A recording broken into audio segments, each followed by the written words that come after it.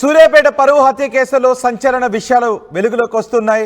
నిజాలను కృష్ణ భార్య భార్గవి బయటపెట్టింది. అంతా మా నాన్నమ్మే చేయించింది అని భార్గవి చెప్తోంది. పోలీసుల విచారణలో కూడా అదే విషయం బయటపడినట్టుగా తెలుస్తోంది. మా నాన్నమ్మకు కులపిచ్చి ఎక్కువ అని భార్గవి చెప్తోంది.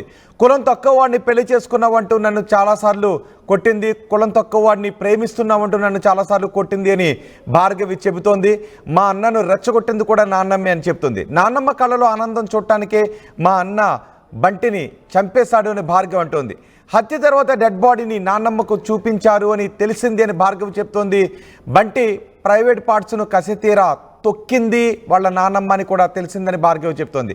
మా నాన్నమ్మకు అన్నకు ఉరిశిక్ష వెయ్యాలి అని భార్గవి అంటోంది. డెడ్ బాడీని ఎక్కడ పడేయాలో తెలియక బంటి డెడ్ బాడీని కారు డిక్కీలోనే ఉంచి రాత్రంతా సూర్యాపేట నల్గొండలో తిరిగారు నిందితులు. నల్గొండలో పడేయడం సాధ్యం కాకపోవడంతో చివరకు పిల్లల మరి మూసీ కెనాల్ కాలువ కట్టపై డెడ్ బాడీని పడేసి నిందితులు అక్కడికి వెళ్ళిపోయినట్టుగా తెలుస్తోంది.